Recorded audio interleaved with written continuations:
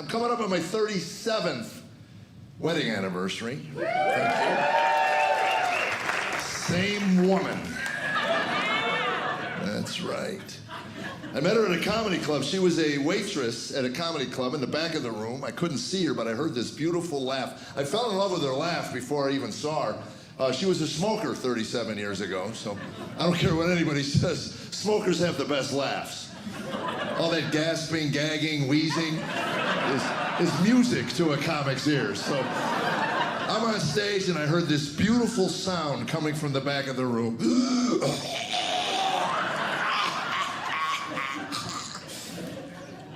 Couldn't wait to meet her. So I get off stage and run the back of the room. She's not there. Is she dead? Where'd she go? Came out, leather skirt, white blouse, permed, 1985, permed hair. Bumped into her, 2 doves flew out. I knew this was the one. That's it. That's right. And we spent a week together. She was a single mom, had a 2-year-old son. And if there were dating apps back in 1985, because my profile, if I was honest, would have read, alcoholic drug addict with rage issues looking for single female to overlook aforementioned character flaws. So, shockingly, we hit it off. I was living in LA, she was in Ohio. January, I flew her and her son out and spent a week. I played dad, took the boy to Disney World, went to the beach. April, I'm flying out on a red eye, and about 3 hours into the flight, about 3 in the morning. Not a good time to make decisions, but I was awake. I decided I'm gonna ask her to marry me. And anyway, that was it. I had no ring, no plan, never even had the thought before. Just figured, okay, it was an impulse. And if there's a single man listening to me here, not a good idea. That's all I'm saying. If you want to do something impulsive, buy a pair of shoes. That's what I'm saying. But anyway, we get to the airport at Cleveland Airport. I'm standing by baggage claim, waiting for the luggage, and I say to her, Tammy, I love you, I love Aaron, do you want to get married? And Tammy goes, pardon me? I said, do you want to get married? You and I, as if she didn't know who I was talking about. And she thought about it, and she said, yeah, I guess, if that's what you want. That's how excited she was at the prospect of spending the rest of her life with me. It was no different if I said, hey, you want to go to McDonald's for breakfast? Yeah, if that's what you want. And that was it. We got married. We decided to get married. I gave her a hug and a kiss, and we got the luggage and left. And I can tell you, she had no idea the baggage she picked up that day. That's right. I was 30 years old when we got married. She was 25. This may surprise some younger people here, but our bodies have changed in 37 years. How we've handled the change, I'm okay with being 67. I really am. Tammy having a hard time with 61. Now she's obsessed with these non-existent black hairs on her lip. I'm telling you can't see a thing. She'll stand in the living room some nights and go, I don't know how you can kiss me anymore, Jeff. I'm a hairy beast. What are you talking about? I don't see anything. What do you mean you don't see anything? I have a goatee, Jeff. Look at this. It's a goatee. Babe, I can't see a thing. She goes, you're not looking. Takes me to the, have you seen the makeup mirror? Have you seen a makeup mirror? Magnify, well, ladies, why do you buy these torture devices? It magnifies by like 8,000. You can see the hair in a gnat's leg with a makeup mirror. And if that isn't bad enough, she plugs in enough light you could bring ships in from the fog with this much light. I had a Cessna land on my front lawn. Sorry, thought it was an airport. And the whole time she's got these tweezers, she's plucking at nothing, going, I'm a yak, I'm a hairy yak, look at me. I said, let me help you out, sweetheart. I unplugged everything. I went, oh, look, Tammy, they're gone. Yeah. And she says, but I know they're there. I said, but you can't see them. She says, but they're there. So what? If I don't see it, it's not there. That'd be like me going back to my hotel room tonight, getting it pitch black, grabbing a black light, and going over my comforter with the black light. It's all there! 17 conceptions, 12 murders, look at this! I'd never lay down again. I'd be in the corner like a horse the rest of my life, just standing, oh my Lord. Do they even do laundry in this place? My poor wife hasn't had a hot dog since 1987 because of a 60 Minutes expose that said they have rat hair in them. So what? You can't see them. If you're eating a hot dog because you think it's good for you, you're a moron. Man. Here's how I handle my body at 67. This is how I handle it. I get out of the shower, I look in the mirror, yuck, and I keep walking. I'm not dwelling on that any longer. Yeah. I am 67. I got my Medicare card. I got Medicare. Thank you. I got my card. I told Tammy I'm going to the doctor. She says, what's wrong? I said, I don't know. It's $12. I'm going every day. Yeah, a lot of old men go to the park and feed pigeons every day. Me, I'm going to urologist. I'm just going to sit there. Something's going to break and I'm going to be right there when it does. Just walk over and say, hey, this just fell off. Do I need it? Let me know. I will tell you one thing that's bothering me at my age, right, is my memory. My memory's not all that good. And my neighbor lady threw me for a loop. She's 79 years old. She tells me she had to take a cognitive test to get her license renewed in Tennessee, where I live. I said, cognitive? You're sharp. She is. She's a sharp old gal. And she said, well, the memory part of the test threw me. And I said, the government tests your memory to give you a driver's license? What do they care if you drive around aimlessly and don't know where you're going? I mean, really, the question is, can you drive? So then I said, what's the test? And she says they give you 5 things, and 20 minutes later, you got to remember all 5 things. Tammy looked at me and said, you're never hanging on to your license. I said, what are you talking about? She said, the grocery store is 8 minutes from our house. I give you 3 things to remember. How many times are you calling me 9 minutes later asking me what the 3 things are? And I thought about it. I said, you know, you're right. So since last July, I've been studying for my cognitive test. I go to the grocery store. I won't call her. I won't text her. I'm bringing home those 3 things. Sometimes I come home with 20 things, hoping the 3 things are in there. We have a lot of butter in our house, a lot of butter. Matter of fact, you have dinner with us, we give you a stick for the ride home. That's it. Yeah, we hand it out on Halloween. Yeah. Kids love it. They think it's a full-size Snickers bar, you know. No, it's Land O'Lakes, kids, you know. Who doesn't like lard? You know? I'm worried, I'm telling you, man. So I see an ad on TV for an all-natural pill called Prevagen. Anybody see it? Yeah, all natural. And I'm ready to buy it. I'm ready to pull the trigger. And the voiceover guy goes, and the key ingredient comes from the oil of a jellyfish. I looked at Tammy and said, do jellyfish have good memories? The only time I've ever seen a jellyfish, they're dying on the shore because they forgot to go back out with the tide. The one thing they need for survival is water, and they're 4 feet away going, we're forgetting something, Herbie. What are we forgetting? That's how I know evolution is suspect. Millions of years of dying 3 feet from survival, you'd think they would have evolved some feet by now. Not big human feet, just little jellyfish feet so they could run up and catch the water. Maybe even a jelly roll, just kind of move in that direction. Boy. Everything in my life now is pre-COVID, post-COVID. It really is, isn't it? You know, where did we meet? When did we meet? Was it before the scourge, after the scourge? Tammy got mad at me during COVID because I was golfing. We live in the country, we live rural. I was golfing 5 days a week, and she's mad. She goes, you're gonna bring the COVID home, like it's a human being. I said, I'm golfing, I'm outdoors. She goes, what precautions are you taking? Said, well, we quit kissing after birdies. Does that work for you? What are you talking about?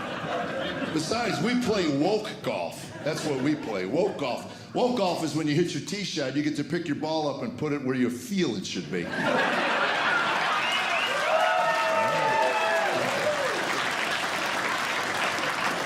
don't want to brag, but I had 42 hole-in-ones last week.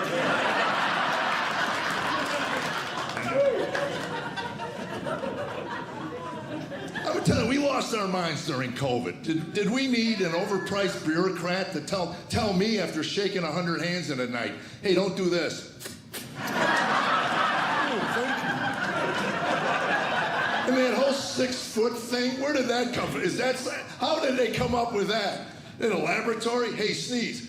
Measure that.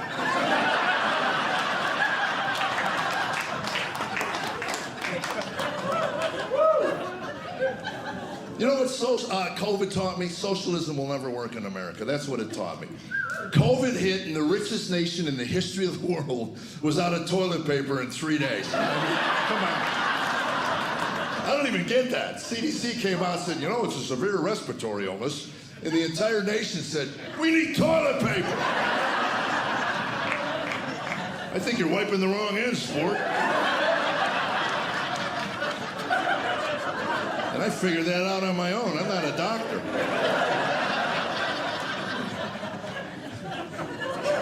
Yeah, I'm not a bright guy. I barely got through high school. I'm a 2.0 C student. I really am. And I know we have some teachers here. School's changed, I'll tell you that. I mean, really. I mean, you think you could forgo the social engineering for a couple of semesters and teach some basic math. Just basic. I'm not kidding you. My mother used to hold up flashcards when I was a kid at the dinner table. I would eat dinner and I'd see 9 and 5, 8 and 4, 7 and 3. You know, to this day, I don't want to brag. But I could see a couple numbers on a piece of paper, and whether I want to solve that problem or not, my brain just solves it. I'll see 8 and 5, my brain goes 13. Oh, I didn't even want to solve that. It's gotten to the point where I go to McDonald's now, if there's a young guy behind the counter, I wait for him to ring it up, I hand him some cash, and then I wait, and I go, oh, wait a minute, I just found 3 pennies. Yeah, I just step back and watch the show. They start using the new math. They came up with new math. Can these people leave anything alone? We went to the moon on the old math. Einstein did good with old math. What was the new math? Old math too mathy for the new people? I don't, you know, it's awful mathy. Let's change that. You watch the Common Core? Have you seen this? I mean, well, let's see. The bill was $7.23. I'll make that 3 a 5. That 2 a 0. I'll make that 7 and 8. You gave me a 10. I'll make that an 11. Why not? An 11? Oh, but you gave me 3 pennies. Oh, gosh. Oh. Is there a homeschooled kid in this room? Somebody? How do they do it? I read where they won't even grade English papers in public school with red ink, because apparently the sight of red ink on a piece of paper is too traumatic for our children. Really? I don't know about you geniuses, but my English papers came back looking like OJ's driveway, all right? Yeah. My father would pick up my paper and go, holy cow, this is your native tongue, you moron.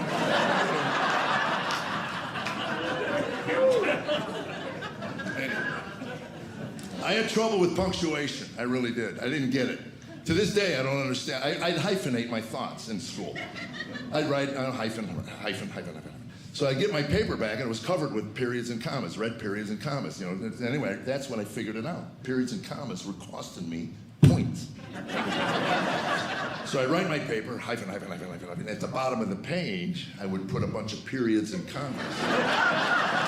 With a note to the teacher, if he could just put those where those belong. That would really help me out. It's a different world, it really is. Kids today, Tammy and I laid in bed and talked about it. If we raised our kids today the way we raised them 30 years ago, we would definitely lose custody. We know that. Some Karen down the street would call it in on us. Their children are in the streets playing unsupervised without a helmet. We did. We let our children play in the streets without supervision. We felt their intellect had evolved enough to get out of the way of a moving vehicle. And if not, we would just go in the house and make another one. We knew how to do that. Yes.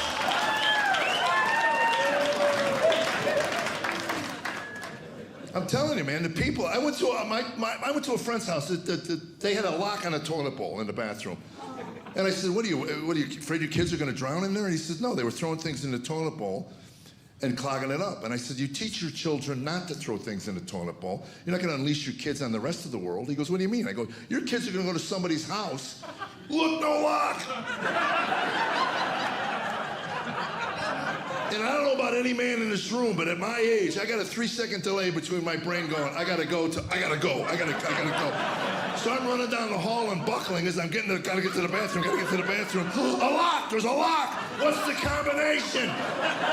He doesn't want his kids there. Now he's gotta walk all the way across the room. It's too late, look at me. So I'm walking to go home to change clothes, and his son walks over. He's like 8 years old. He goes, it's 345. Ain't fooling anybody. It's a different world. These parents that just hover over their children. My mother was the antithesis. I was a free-range kid, believe me. She took a turn one day. I flew out the back door of the car, and I laid in the street. She drove 5 blocks before she figured out I was even missing. Then she pulls up. She still doesn't even get out of the car. Get out. Get in the car. What are you doing there? I'm late. Get in the car. One day I gashed my knee.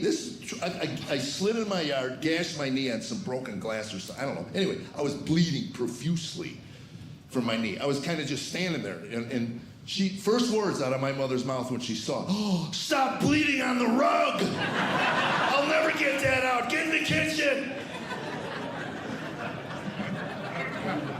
Didn't matter, cuts, bruises, whatever. We had mercurochrome and Bactine. That cured everything. Remember mercurochrome? For you young people, that was the precursor to chemo in America. My mother would take the lid off and 12 flies would drop dead from the sky. It was mercury. We poured it on open wounds. What could go wrong with that? If you're over 50 in America, you got more mercury in your body right now than a school of salmon. I just got fillings taken out of my mouth. 20 years I found out they had mercury in my mouth. All these years I thought they were made out of lead. Thanks for getting that one. You have no idea how many audiences just stare at me.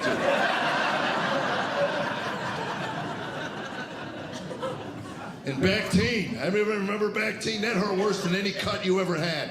You had to really weigh it out. She comes walking over, I need to spray that. No, you don't. No, you do it. That gets infected, you could lose a leg. I got 2, Mom, I got 2, So to take my mind off the pain of the Bactine, right before she squirted my wound, my mom would stab me in the eye with an ice pick.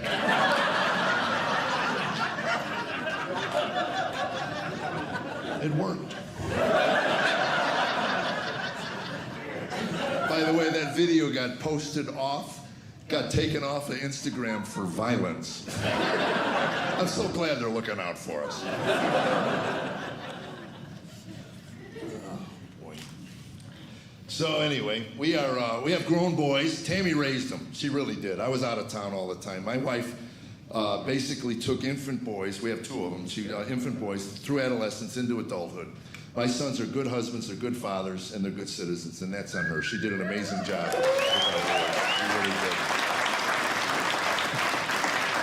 But that was about a year into our marriage. I got home from the road one day, and she says, "Get over here. I need to talk to you." And I sit down, and she says, "Now don't get angry. When nobody knows you better than your wife." So when she prefaces the conversation with "Don't get angry," she knows you're going to get angry. I mean, and you lie to your wife. Okay, I won't, because you want to hear what she has to say. So you're already sitting at 50. You're simmering right here.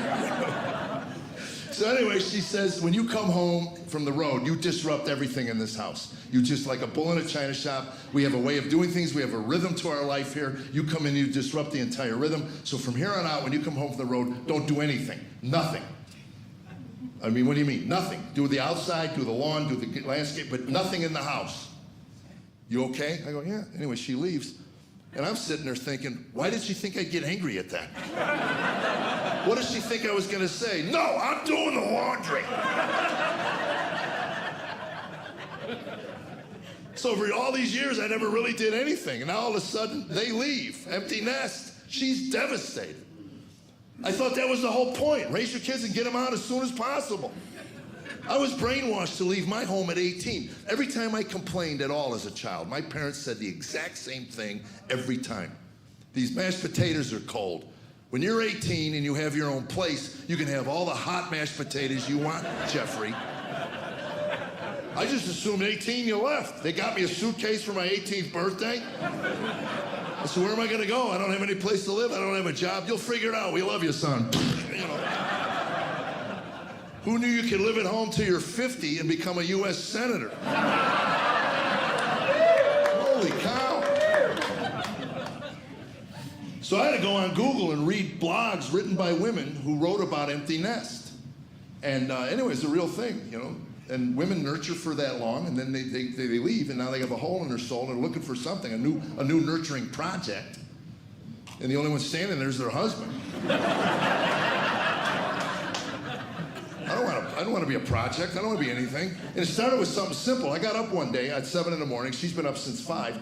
And I walk into the kitchen. You know, you're rubbing stuff out of your eyes. And she looks at me and says, what do you want for dinner? It's 7 a.m. I don't know what I want. I don't know. Dinner? I don't know. Hot mashed potatoes? That would be nice.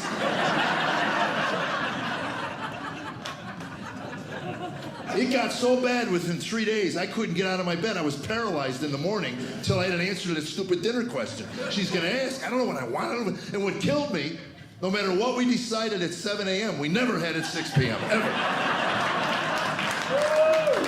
I thought we were having spaghetti. I don't want spaghetti. You wanted it at 7 a.m.? I tell you that to tell you this. Her mother passes away, and that first Christmas, she says to me, my father's going to come and stay with us for a couple of weeks over Christmas. I said, absolutely. He needs to be around family this time of year. So anyway, a week and a half into my father-in-law's visit, I hear him on the telephone say, I like it here. I think I'll move in. I didn't know you could do that. And he moved in. We're nice people, you know, okay. And I was angry. I really was upset about it. And then he got up at 6:30 one morning, and I heard Tammy say, what do you want for dinner, Dad? I think she's got a new project, and it's not me. She took over her father's life. He was 78 years old. All he wanted to do was watch Gunsmoke and eat ice cream. That's it. And 4 days into living his dream, she says, get in the car. You're not sitting in that chair the rest of your life. She takes him down to the YMCA. She signed him up for the Silver Sneakers Senior Exercise Program. She took him down there every day like it was an 8-year-old boy. She signed him in, she signed him out. She made the poor man eat vegetables. He ain't had a vegetable in a half a century. I'm watching him eat broccoli one night. He was chewing it like it was gravel. He's like, ah! What's going on, Mike? Oh, if I don't eat the broccoli, she doesn't give me the ice cream. And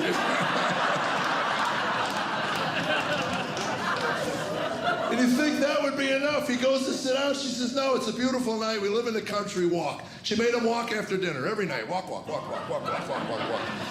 And I got fascinated with my father-in-law's walks. I would watch him go back and forth. Tammy comes over one night. What's with you and my dad? That's my future if he ever leaves. I'm keeping an eye, make sure everything's safe. I don't want some wolf coming out and tearing a leg off of us. So one night I'm watching, and he face plants. He just trips, and he's bleeding. And by the way, if you and your wife have to take a bleeding senior to the emergency room, you and your wife get your story straight before you get to the emergency room. You don't want to be ad-libbing, talking on the fly here. It got ugly fast. Tammy looked in the doctor's eyes and lied to him. Oh, my father likes to walk after dinner every night. I blurred out, no, he doesn't. Yeah, that and a spinal tap would make his day. Are you kidding me? He hates walking. They immediately separated us and put us in 2 different rooms. I'm getting grilled. I finally realized, you thought I punched him? I love that old man. He saved my life. 4 months he lived with us. And then one day I'm walking by his room. He's packing a suitcase. I go, where you going, Pop? I'm out of here. I don't want to get married again. You can't leave. She's going to look for me as a project. So anyway, he left, and about a week later, we're watching TV. Tammy doesn't watch TV. She crochets. So she's crocheting. And we quit watching things with subtitles because I got sick of reading to her. So anyway, at one point, we're watching something. Anyway, she pauses the TV, and there's this moment where you're just kind of, are you going to, what's going on? She looks at me. After a few seconds, she says, you need to trim your nose hairs. We're watching a movie. I think she has conversations in her head while she's crocheting that I'm not privy to. And then she brings me in at the conclusion. Look at him sitting over there with that shaggy stuff hanging out of his nose, his ears. How does he live? You don't even see that. You need to get your nose hairs trimmed. Oh, one night we're watching TV, out of nowhere, she pauses the TV. Now, I've learned when my wife pauses the TV, I just say, what? Because I know she's been thinking. She pauses, she says, there's mouse poop in the shed. I said, well, that's probably because there's mice in the shed. She says, you know that? I go, well, it's not like I walk out in a shed, they come out and go, hey, Jeff, good to see you. I'm just thinking like a mouse, you know, on a cold, rainy day, shed's not a bad place to seek some shelter. And if they got to drop a deuce, they're not going to go outside to do it. She says, I'm never going in the shed again. I go, why not? She goes, it's mice. I go, Tammy, what do you think's going to happen? You're going to go in the shed, they're going to come out and beat up your big toe? She said, I want a cat. I said, I don't want a cat. No. Anyway, we get in an argument over the cat. No, I don't want another animal in the house. Anyway, a week later, she comes upstairs and she says, there's mouse poop in the basement. I want a cat. I said, fine. Okay, fine. I'm done. She broke me, sir. She broke me. I said, get a cat. So you know what she did? Went out and bought a cat. Bought a cat. There are no more free cats in North America? Is that another supply chain issue I keep reading about? Bars full of cats off of Long Beach Harbor can't get to shore because of government regulation on cats. Free the cats, Buttigieg!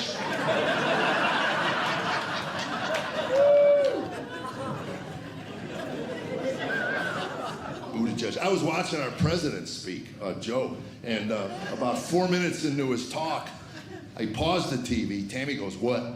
I said, is it me or does our president look like he'd be a lot happier watching Gunsmoke and eating ice cream?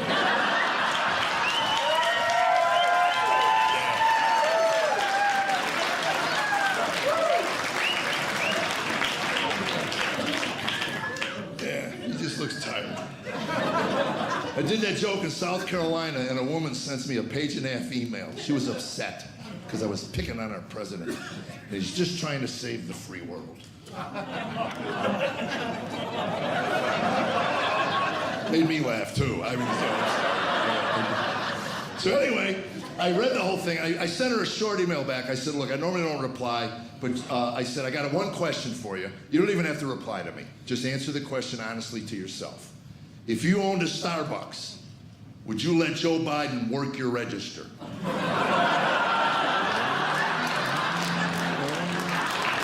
You know you wouldn't let him run the latte machine.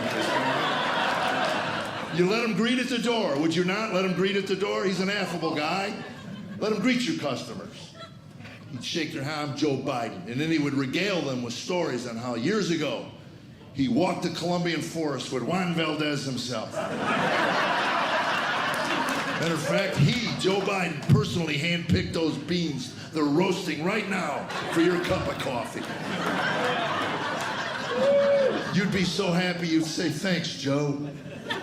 I just had a cup of Joe with Joe.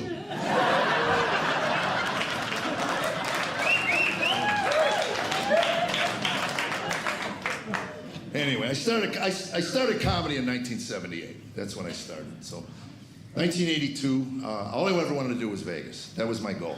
So 4 years into it, I get booked in Vegas for a month, and a whole month, and I got 3 nights off before the next job, and I'm golfing with a guy I don't know, and it turns out he's Wayne Newton's sound man.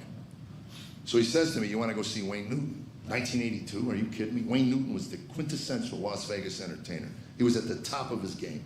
I got a chance to stand in the back of the room and watch the King of Vegas work 3 nights in a row. It was amazing. And he did not disappoint, man. That first night, he's got an orchestra leader. He's got an orchestra. He's tan, trim, not a hair out of place, tuxedo. He hits the stage on fire. Dunk-a-shane, dunk-a-dunk-a-dunk-shane, dunk-a-shane, dunk-a-shane, dunk-a-shane. Within 10 minutes, he's sweating, and he's wiping the sweat off with a towel. He throws the towel into the crowd. Women are fighting over the sweaty towel. And 20 minutes in, the first room key flew up on stage. Back in the 80s, room keys were made out of brass. These were life-threatening projectiles. that were just, they clang, clang, and he's dodging them, clang, tuck-a-shane, tuck-a-tuck-a-tuck-a-shane, tuck-a-shane. And then underwear, panties started coming up. And again, this was the 80s, before Victoria's Secret, so. Just saying, a couple of those panties took a while to hit the stage. Just... tuck-a-shane, tuck-a-shane, tuck-a-shane, tuck-a-shane. In an hour, he does a ballad. He sits on a stool, he does a ballad, and then he does the ballad. Beautiful song, beautiful. Stands up, he says, look, I gotta tell you the truth. At this point in the show, we have one more number. It's upbeat. We want you to leave an upbeat. But gosh, he goes, Johnny, to his musical director, is this not the greatest crowd we've ever, the best crowd we've ever had? And he says, it is, Wayne, it really is. And he says, do you think we could do 3 more songs or so for these people? And he said, whatever you want. Now you have to understand Vegas, how it works. They lose money on every show they produce. The whole point is to get you feeling good, keep you in their hotel, so on the way to your car, you lose your mortgage. That's the goal. I had a friend that was opening for Paul Anka back in 1982, and he was supposed to do 25 minutes. He did 28 minutes. Some guy in the casino got in his face and said, those 3 extra minutes you just did cost this casino $45,000. Do it again tomorrow night, it's coming out of your check. You were hired to do 25. That doesn't mean 23, 24, 26, but certainly not 28. 25, and my buddy goes, I got it. He said the next night, he was in the middle of a joke, and he goes, I gotta go. So for Wayne Newton to call for 3 extra songs, do the math on that one for the casino. That's how big a star Wayne Newton was. And the crowd knew it, and they were on their feet cheering and applauding. It was an amazing show. I was blown away. Couldn't wait for the next night. Come back next night, same thing. Duck-a-shane, you know, sweaty towels. Keys and underwear again. Keys flying up, clang, clang, underwear. And then in an hour, he sits on a stool, does the ballad, stands up, and he goes, you know what, we normally wrap it up at this point in one more song. Is this not the best crowd we've ever had? Yeah, I'm in the back of the room. I'm a new entertainer. I go, wait a minute, this isn't right. Is he manipulating? And then I thought about it. I go, you know what?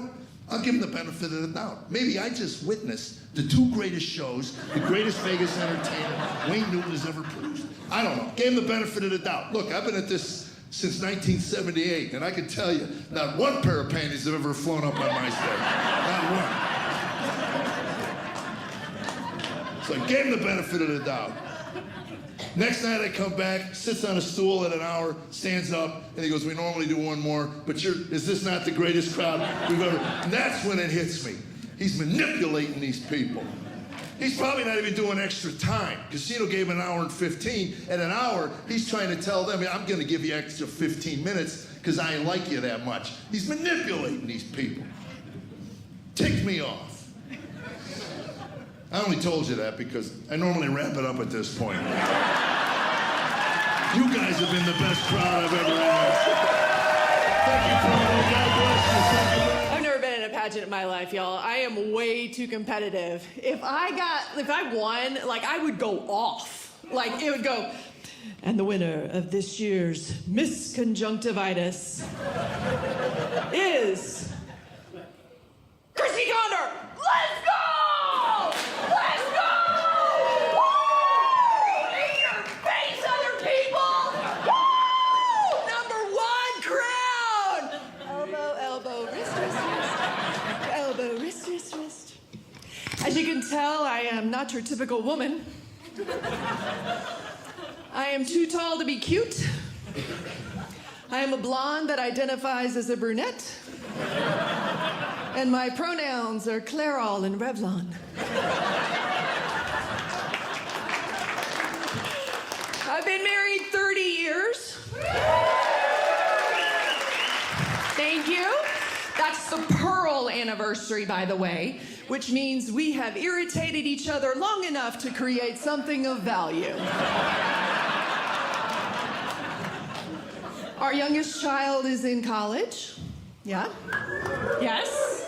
So in terms of parenting, we are now in the red zone. You guys understand that, right?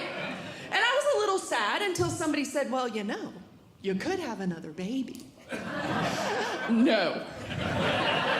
Absolutely not. That's insane. That's like Patrick Mahomes coming into the huddle and saying, 1st and 10. 1st and goal. 15 seconds left for the win. Guys, I'm pregnant. Break! Jeepers. It's just crazy. Guys, there are a lot of beautiful women here tonight. Men, come on. Those were the women cheering. I gave you a softball, and you guys were like, I'm trying to keep you from hitchhiking home, dude. There's a lot of beautiful women here tonight. Wow. Guys, I don't know if you know this, but women, we define our body shapes by fruits. There's the banana, the apple, and then the pear. I feel like I'm just a rhubarb. You know, tall stalk, no curves. I get bright red in the sun. But you know, there's no perfectly shaped fruits out there, unless you use Spanx. And then you're just a fruit roll-up. Tell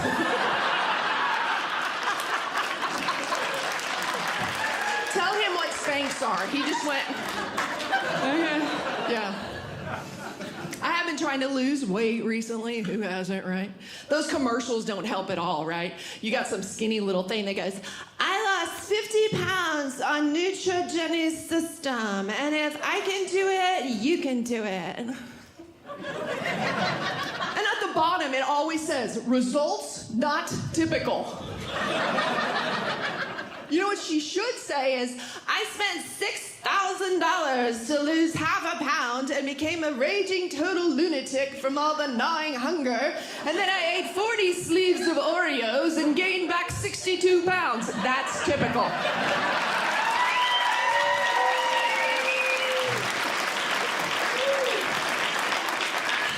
But you know what? I envy men. I really do. Because they get to a point where they really don't care what they look like. Like you, sir. You don't care what you look like. Love that for you. Love that. Man, I wish I could be more like that.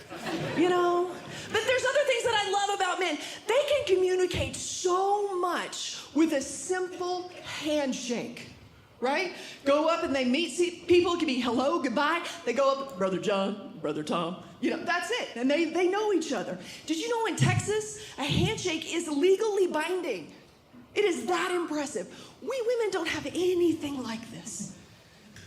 But I think we can do something. I think we can have something as binding as a handshake. A hip bump. Right? We meet for the first time. Hi, I'm Christy. Hip bump. We're friends. You agree to drive carpool for me on Friday? Hip bump. It's gonna happen. Even works for shopping. We go shopping. You don't tell my husband how much I paid for these shoes. Hip bump. It's in the vault. It's amazing. You know, and it's better than a handshake because hips don't. Well, I was gonna say sweat, but good to know where you are, Utah. Shakira made it all the way here. That's good to know. I was in Starbucks the other day, and I walked up to the counter and ordered my latte, and the barista says, "Can I have a name for the order?" And I said, "Alphabetical." Yeah, she looked at me like y'all did too, and I'm sorry. Christy. And she goes, "Christy, now is that with a C or a K?" And I go, "It's with a Q. I don't care." So as I'm standing there waiting, the other barista goes, "I have a double tall chocolate chip frappuccino for Sarah." This little girl walks up and goes, "There's supposed to be an H in my name on my cup." And barista's like, "Oh, let me fix that for you. Shara, here you go."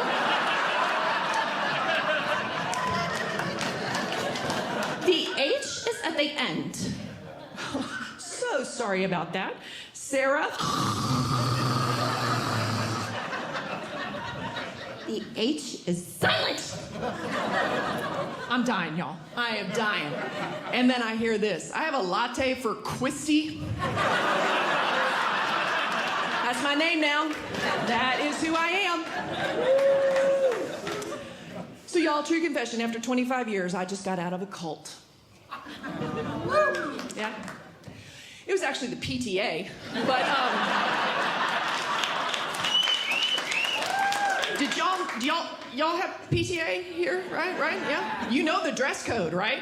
There is a dress code. Tennis shoes, leggings disguised as pants, a t-shirt, a vest, a puffy vest in your tribe colors, a messy bun, and then we used to have to carry the Yeti cup, but then our leader, Donna Corleone,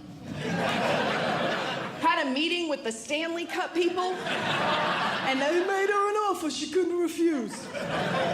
So now we all had to switch. So do you know that the mommy mafia, as I call them, they have meetings in the schools that are recruitment meetings. Yeah, they're called open house. Here, come meet people just like you. Come make friends with somebody that's like you too. Here, sign this piece of paper that says volunteer. It's a trap. It's a contract. You're going to be in charge of the recycling program for the rest of your life. There are turf wars in the PTA, right? We had the band moms go against the cheer moms on who was licensed to sell cotton candy. It was a very sticky situation. After a 2-hour standoff in the concession stand, I went up to the principal and said, "How do you not drink on the job?" This man didn't miss a beat. He goes, "Who says I don't?" Loved him. You don't want to get on the bad side of the PTA either. Like, it could be scary. And the worst of them are the room moms. They have a master's in Pinterest. It was my daughter's kindergarten Easter party, and I was instructed to bring ambrosia on a stick. Now, I didn't think giving swords to 5-year-olds was a good idea. Plus, I didn't care. So I took what I had. I took strawberries and marshmallow peeps and shoved them on a toothpick and called it a day. Now, the problem was when I got up to school and began handing out these treats, the juice from the strawberries had fallen over the ears of the marshmallow bunny, and it looks like something out of Pet Cemetery or Fatal Attraction. Here, children, let's celebrate our risen Lord with this skewered, bleeding rabbit. Princess Pinterest was not happy with me, and I got on the PTA do not call list for the bake sale. But my husband had a completely different approach to school. Like, when he drove carpool, he would treat it like a military operation. Like, he'd have the kids standing in the minivan with their backpacks on, looking like they're paratroopers. He'd pull into the parking lot, slow down just enough for the door to slide open, yelling, "Go, go, go! Tuck and roll! Tuck and roll!" He got banned from carpool. So I think that was his point all along. So traveling here, I have to say we went on a hike today, and it was lovely until I saw the sign that said, "Beware of avalanche." What in Scooby-Doo cartoon is this? I grew up in Houston. I've been through 6 hurricanes. I have never been so afraid in my life. I was just like this the whole time, going, there's gonna be an avalanche. Whoa, y'all are dangerous here. But I was also hiking yesterday in the airport. Woo!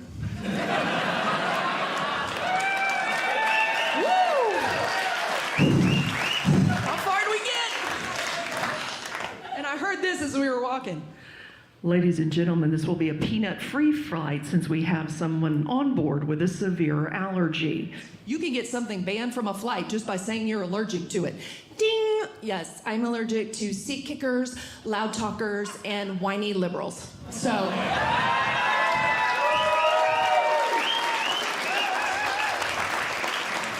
And then I heard this. If you are traveling with a lap child, you may now board. If you would like to upgrade your child, please see the ticket agent. You can upgrade your child? Yes, I'd like to exchange this very whiny 3-year-old for a teenager that isn't speaking to me. That would be great.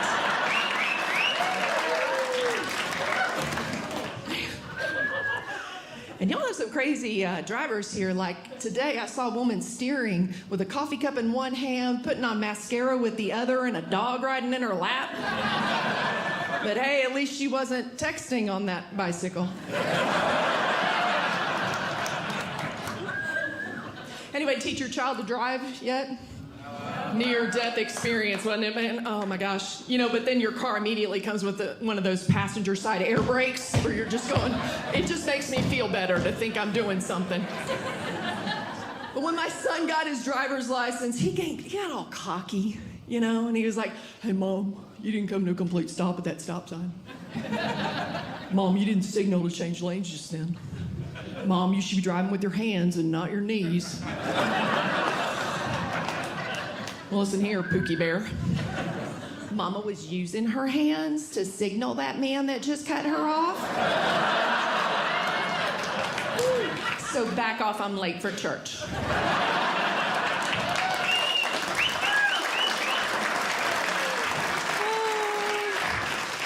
I don't actually go to church. I work at a church. Anyway. Yeah, I'm in children's ministry, been there forever. And so what I love teaching kids about Jesus is, you know, some amazing things about God, right? But I have learned that they're not the only ones that need Jesus. You know who else needs Jesus? Autocorrect. I was texting my pastor and his wife who just had a baby, and I said, I'm going to bring over a crock pot of chicken. It auto-corrected to crack pipe of crystal. I was horrified, y'all. I was trying to edit. And he said, that's okay. The youth pastor already brought plenty.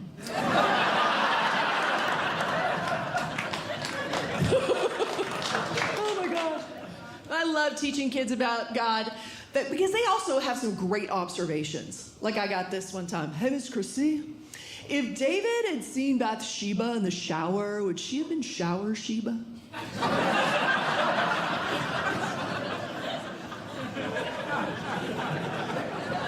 Never thought of it like that. Good observation. And then I had two little girls come up to me one time and go, Miss Christy, you remember when Moses crossed over the Red Sea? Yes. Do you remember when Pharaoh came in after them? Yeah. And you remember the water all came down on Pharaoh and they all died? Yeah. Does that mean the horses died too? Were they evil horses? Why did the horses have to die? I don't know. I think they became unicorns or something. Oh my gosh. But I love that you have to take secular games and turn them into church games, right? Like we don't play duck, duck, goose. We play disciple, disciple, Judas.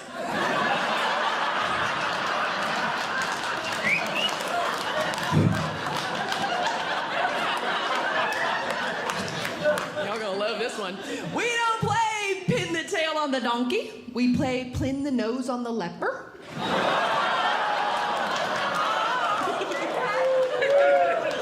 It's kind of gross, but the kids love it. And then we don't play dodgeball. We play stone the sinner.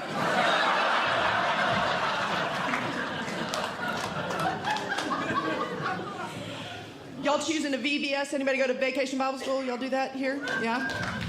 I once saw a VBS, y'all, that had Jesus dressed as a fireman. Yeah. And the theme was save them from the flames. That's a little intense, isn't it? What's the stack on that? Flaming hot Cheetos and Tabasco sauce? You feel the burn. You feel the burn. That's what's going to happen if you don't get your right life with Jesus. You're going to burn. That's Satan. My gosh. But that's not the worst. I mean, you could have on Abraham's altar the escape game. Daniel in the lion's den, keeping your mouth shut for Jesus. Or a more urban one, you know, that's on God's provision. Mo manna.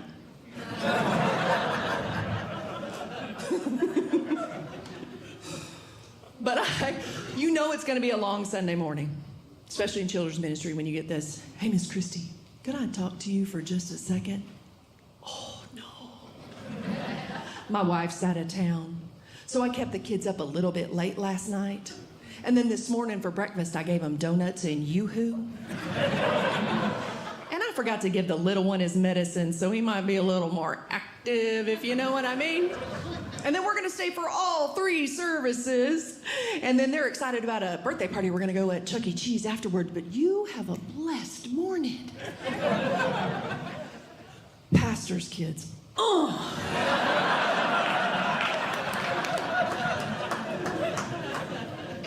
But I love giving children a chance to pray in front of our congregation. Sometimes. Like I had a little girl come up and said she wanted to pray, so I gave her the microphone and she went, "Bow your heads. Bow your heads." So we all bowed our heads. This is exactly what she said. "Dear Jesus, put a baby in mommy's tummy." So I'm instantly thinking, well, maybe we have an infertility issue or something like that that's going on in the family. And I look up and there's mom on the front row going, "How do you walk back the prayer of a child?" No one say amen. No one. Hey, Holy Spirit, if you could autocorrect that to anything else on the way up, that would be great. But the biggest thing I've learned is that you have to proofread everything you give to a child to read, even if it's from the Bible. Otherwise, you're going to have questions you were not prepared to answer on a Sunday morning.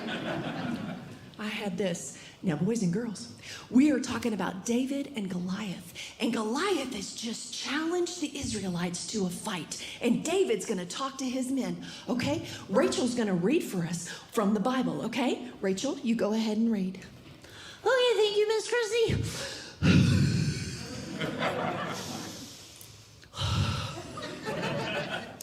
And David said to the men, "Who is this man, this one who mocks God, this uncircumcised,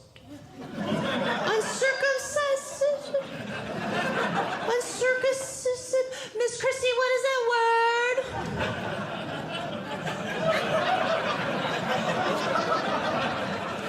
That is uncircumstantial. That's what that word is. That's what it is.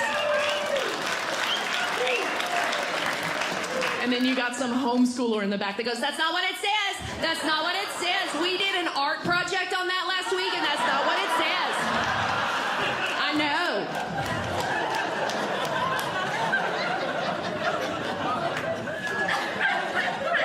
So then you think, okay, I will read it. I can edit as I go, right? I can edit, and it will go much smoother.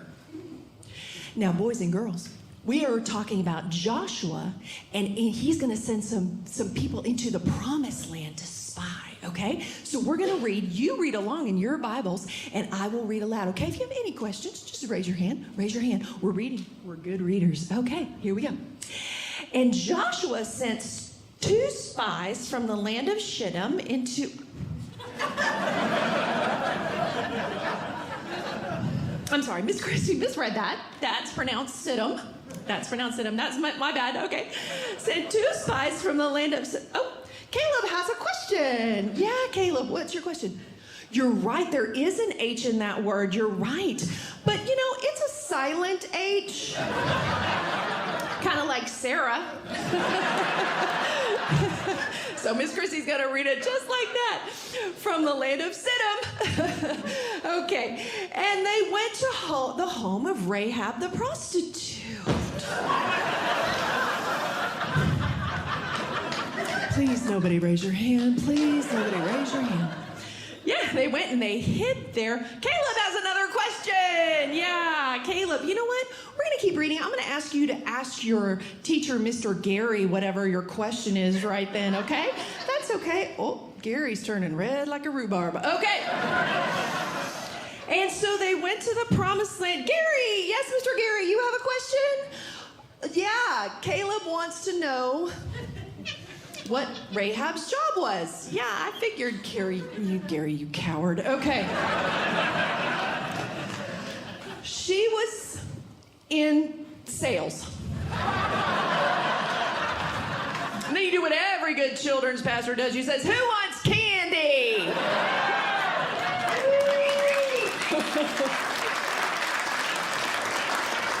But I'll leave you with this, Utah.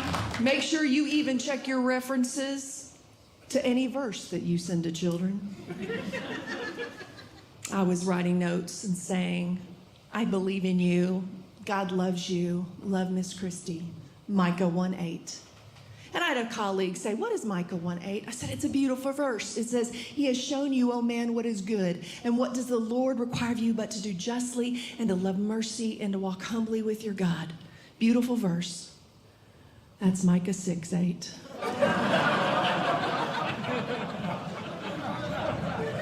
Y'all want to know what Micah 1:8 is? "For this reason I will weep and wail."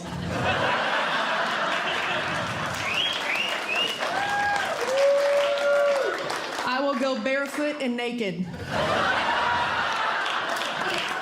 I will howl like a jackal and moan like an owl." I sent this to children for 2 years.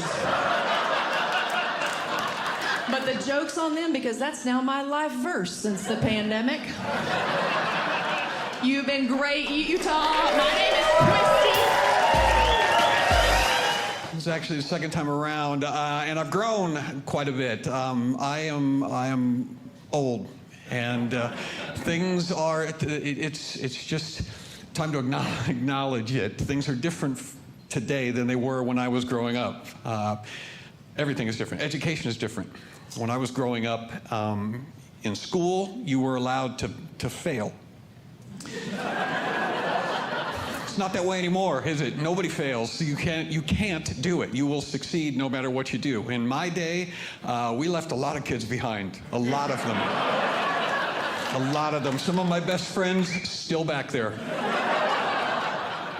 School was structured different than it is now. Now in America, you can't fail, and so you can get by in school and you can do well. It used to be that school was intentionally set up so that you would fail. It weeded out the weak. We had things like gym class. You guys remember gym class? Younger kids don't remember gym class. We had gym class was structured around a no pain, no gain philosophy. No pain, no gain. That's how seriously they took this failure thing. I do one impression. Would you like to see it? Yeah. This is an impression of me playing dodgeball in gym class.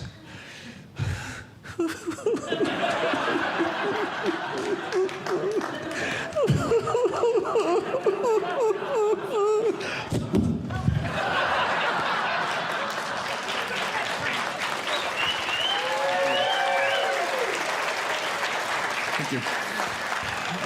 Back in the locker room, I had Spalding written backwards after the game of dodgeball.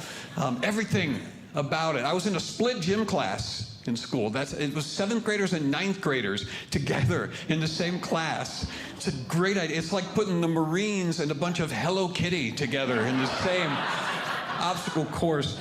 We had a 30-foot piece of rope fastened to the ceiling of our gym.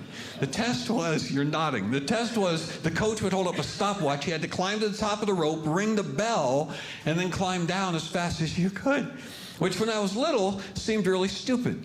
But now that I'm older, I cannot tell you the number of times it's been handy being able to climb to the top of a rope and ring a bell.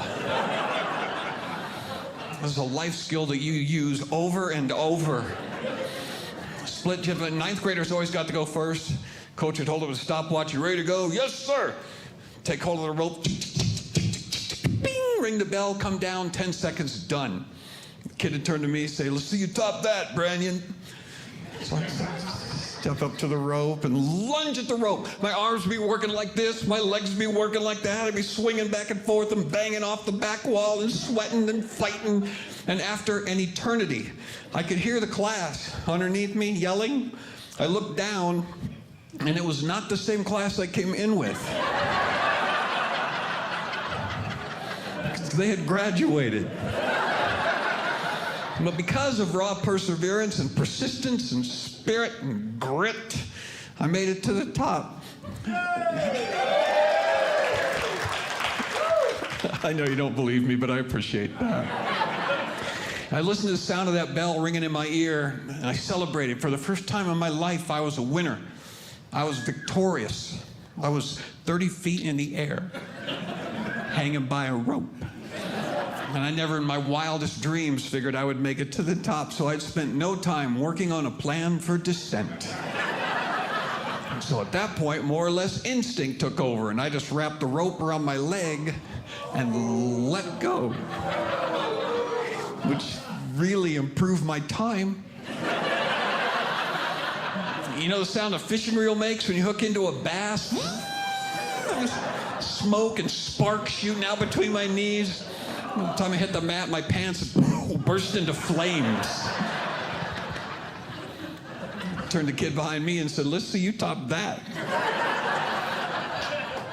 I make fire. It's different. Education is different.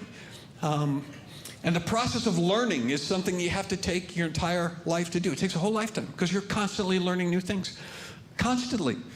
I thought that once you graduated, you were done. But you're not. You have to learn things. You go to church. I go to church. You got any church people? Church people at home? A few of you? Church people got to learn a whole new language. Church people say stuff that you never hear anyplace else. Church people say stuff like, we're just here to introduce people to Jesus. We just want to introduce people to Jesus. And Jesus already knows everybody, doesn't he? Like, I know how many hairs you have on your head, but I'm not good with names. I actually heard a preacher say, God is moving here. God is moving here. And I thought, wow, this must be a nice neighborhood. He lives in heaven, he's moving here? Your property value is going to skyrocket. Can you imagine having God as a neighbor? That would be awful, wouldn't it? I feel like he's always watching us. I put up a privacy fence, it's doing nothing.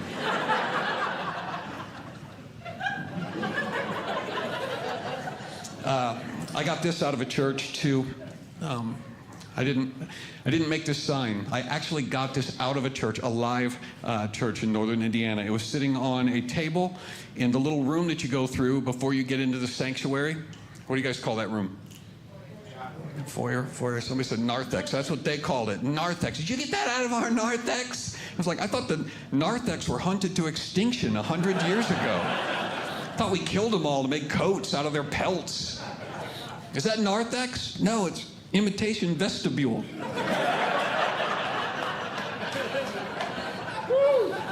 The point is, this was inside the church, and they walked past it and never noticed it. I just pulled it off the table and showed it to them. It's the official broad drop-off location.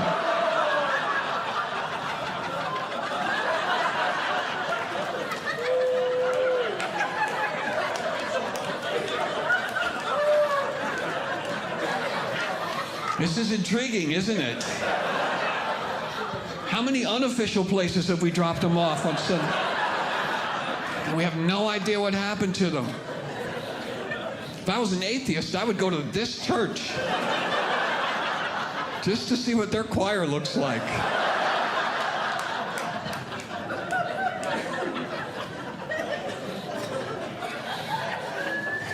Education is the key, my friends. It's the key. And everything that you know, you were taught by somebody. Everything that we know, we were taught by somebody. Somebody educated us. Most of it was parents. You know, it's your parents' job, grandparents' job to teach you everything in some manner, you know. But in order to do that, parents, you got to recognize that your children are all going to be different. You know, we've got a lot of parents that don't realize that. We had four kids. And if you are parents of only one child, or you don't have any children, technically, you're still a parent, I guess. Barely. But you won't understand what I'm about to say. If you are parents of multiple children, more than one child, then I guarantee that one of those children you refer to as that child. right? That child is the one that causes you to start watching CSI to see if there's some way to get away with homicide. We had 4. In our family, that child was our second-born, Timothy. Our firstborn was an angel. That is how God tricks you into having more than one child. First one is always an angel. It was a little girl, Amanda, and she was a cesarean baby, which kind of surprised us because my wife and I are both American.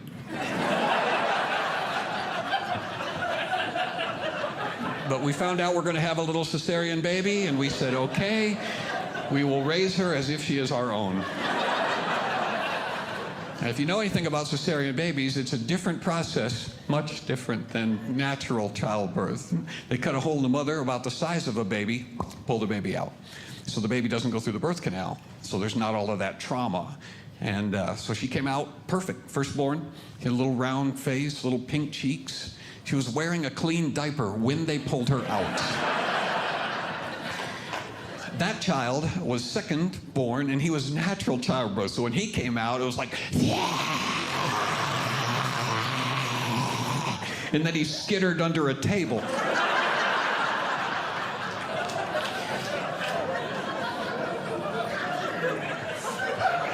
So after a couple of days, the hospital made us take him home, and we started raising that child. And I could tell you story after story of things that this boy tried to do to get us to kill him. But I'm just going to give you this one. This is typical of that child. When Timothy was 4 years old, my wife made a sound in the basement. It was not a human sound. It was more primal. It was like a... Timothy John Robert Branyan. Robert Branyan is not even part of his name. That's my name, named after my father, who was named after his father. So my son, at age 4, could incite such rage in his mother that 3 generations of Branyan men got in trouble simultaneously. So we both came running downstairs when she made the sound because we didn't know which one of us was in trouble yet. My wife is red-faced, holding and shaking what looks like a cup of sludge, this white tapioca, and she's shaking it in Tim's face. I don't understand what gets into you, boy. You're making me crazy. I can't turn my back on you for a second. You put packing chips in the fabric softener, didn't you? Now, my wife had a box of biodegradable packing chips in the basement, the kind that when they get wet, they just dissolve. And Timothy had evidently taken those systematically and put them into the bottle of fabric softener. So when she added the fabric softener, it was like dumping glue all over the laundry. And she broke. Because I can't, you're making me insane. I cannot think of everything to tell you not to do. Go sit on that couch and don't move until I tell you to. So he goes over and sits on the couch. He's crying and breathing. And Lori is letting everybody know that she's mad, doing that thing that moms do, just banging stuff around.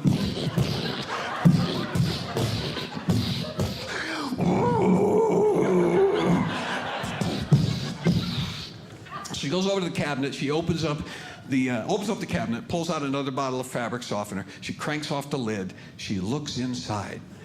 She says to Timothy, I'm surprised you didn't put packing chips in this one, too. And Timothy says, I couldn't get the cap off.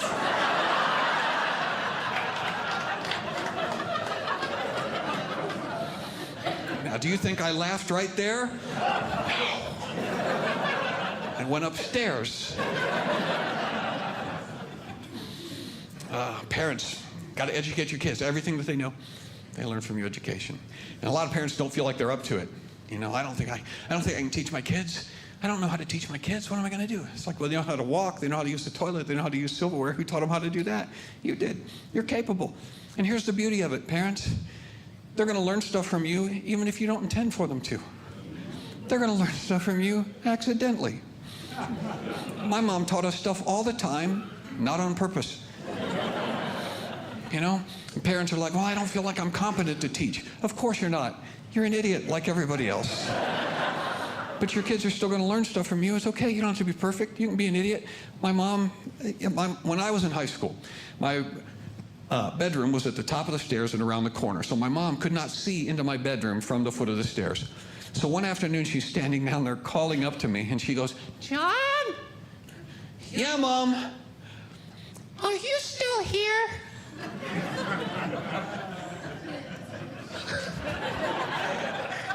"Nope, leave a message." My mom was driving my brother and I to school one day. We're in the back seat of the car, 7 or 8 years old. I promise this is true. She's motoring along. A squirrel hops out in the road, like a quarter mile in front of her. So my mom sees this as an opportunity to teach her boys something that's going to be useful to us later in life. And she goes, "Oh, there's a squirrel. Boys, pay attention. Listen to me. This is very important. When you get your driver's license, you start driving, you never swerve to avoid an animal, because he's going to get out of my way."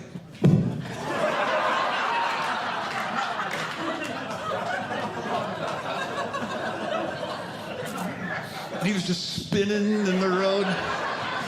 Before we got to the school, there was a crossing guard in the intersection, and my brother and I are yelling, "Move!"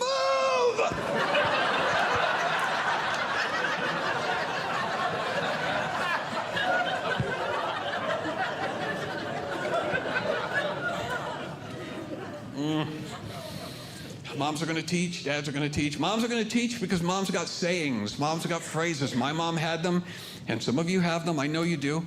You know how I know? Because you had moms, and they had moms, and they had moms. And these phrases have been passed down through the generations. You can find these phrases on cave walls written in pictograph form by Neanderthal females. If there was more than one way to accomplish a task, my mom would say this: "Well, you know, there's more than one way to skin a cat." Mom, how do you know that? It's creepy. If Mom didn't want to stand out late at a party, she would say this: "I don't want you staying out at that party till the last dog is hung." I'm going to come home after they hang the first dog. What kind of party do you think I'm going to? It's youth group. We're not Methodists.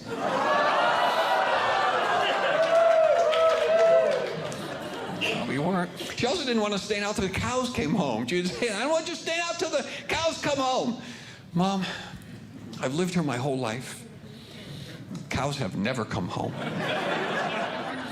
I don't think they know they live here. Or they might have seen what you did to the cat. Cows are not stupid. She also didn't, if we left the front door open, she'd lose her mind. "You left the front door open. Were you born in a barn?" "I don't know. You were there." It's like you might jot that detail in the baby book.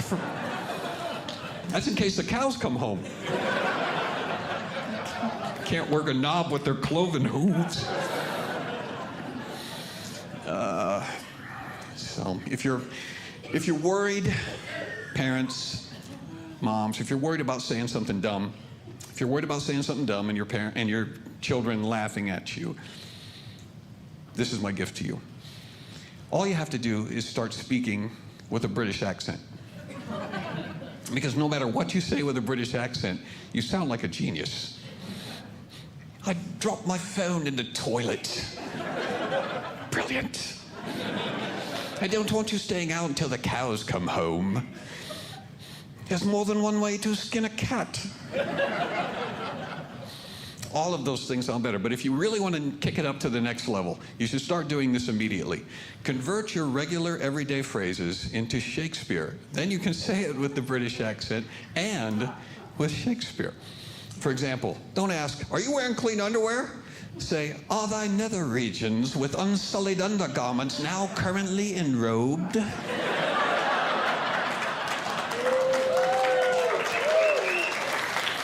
Instead of saying, "Your face is going to freeze like that," say, "Ah, and with that expression shall thy visage be eternally affixed." But my favorite one is, "And if your friends jumped off of a bridge, would you do it too? Wouldst thou do likewise, were from a trestle thy cohorts to bound?" And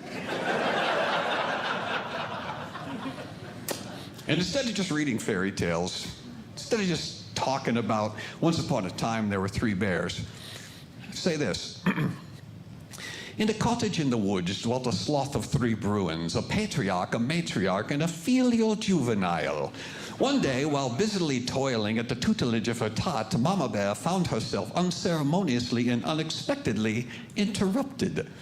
Up and away, good family, said Papa. I would peregrinate the coppice about this residence, and pray thee bless my soul with thy company whilst I thither proceed. Mama replied, I will buy with you, sell with you, talk with you, walk with you, and so following.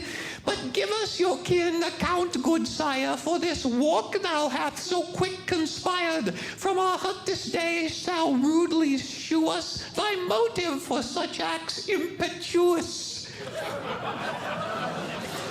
Porridge, he replied, that ardent broth. It's boiling, broiling, blistering, burning, febrile, fevered, fervid, fervent, fervile, fiery, incandescent, scorching, scalding, searing, sweltering, sultry, torrid. How else to say it? It's too hot. Baby Bear added, you forgot igneous and thermogenic. However stated, said Papa, I'll not suffer my mouth these mocking molten maladies. Mama replied, for a charm of powerful trouble, porridge like a hell broth boil and bubble, to worry thy tongue takes no trifling heat, as from stinger-filled hives it's been known to eat. We go. And lo, left they their cottage, uninhabited. Presently, there happened upon the Bruins' forsaken flat a minor, maiden, christened Goldilocks. Pity this poor girl with parentage who, when considering offspring forename, are principally persuaded by the hue of their hair. Pity all the more her younger siblings, her sister, Brownylocks, and their infant brother, follicle-free, Baldylocks. Approaching front door and finding it immovable, and demonstrating either a complete lack of regard for or a ignorance of jurisprudence, produced she from her pinafore a plenary pack of lockpicks and proceeded post-haste to unfetter the entrance. The first pick was too large. The second pick was too small, but the third pick was just right, and brazen crept she onward across the family's forgotten foil. Then, aghast and decried she, gross, it smells like animals in here. I'm allergic to pet dander. A swoon and fetter she sought to sit, for fear that to olfactory oppression she would soon succumb. But alas, of the 3 proximate chairs, the first 2 her refined fanny fancied not. And the third, while of suitable size and softness, proved itself with splintering finality incapable of bolstering her bulk. Hunger's painful pang preempted any penitent pondering for fractured furnishings, and presently pressed her in purposeful pursuit of a pantry. And lo, upon kitchen table, in 3 earthen bowls before her starving eyes, what did lie? Wouldst anyone hazard to guess? Wouldst anyone hazard to guess? Porridge, that said same cereal, which hitherto hath rendered this very cottage in vacant vulnerability. Cast she a gluttonous gaze over the breakfast bounty, and behold, the first brimming bowlful balefully burned. Baby Bear would say 'twas igneous or thermogenic. The second setting served a ghastly gelid gruel, but the third offering proved just right, causing the maiden to exclaim, gross! I'm allergic to gluten. Eager to further forge the furnishings for fortune, she ascended the stairs and loitered on the landing for surveillance sake. In the boudoir spied she a triad of trundles. Sometimes people put money in the mattresses, spake she aloud, being incapable of cogitation without articulation. Precisely then, 1 floor down, fresh returned from hinterland excursion, Bear brewed, surveys their abode's assailable archway. But soft, said Mother, what light through yonder doorway breaks? To lock front portal but a moment takes. Papa Bear, didst thou sure and deft secure this front door before we left? Agitated, Papa replied, "Doth our kind in the woods make toilet?" Right?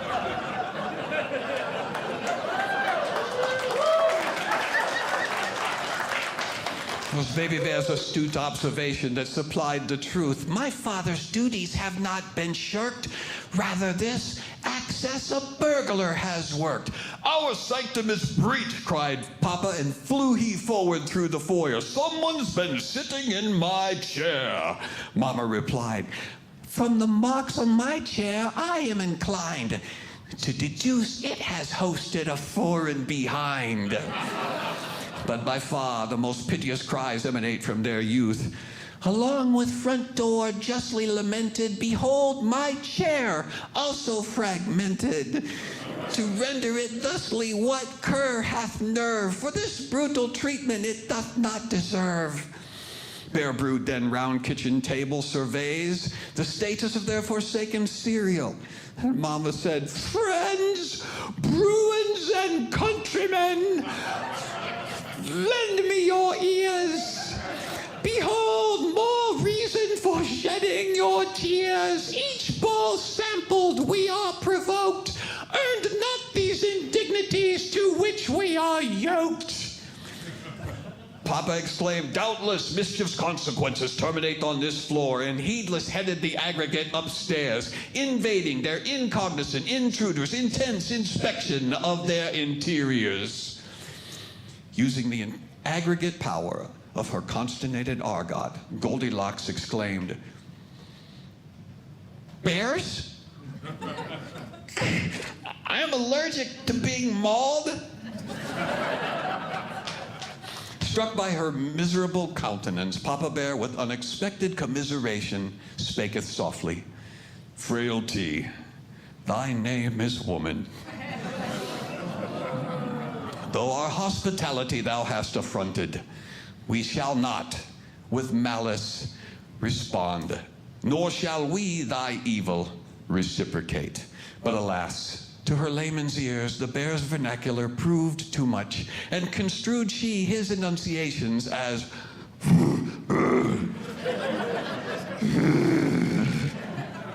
To her imminent exit acquiesced, and parrying her excited egress, Baby Bear exclaimed, Parting is such sweet sorrow.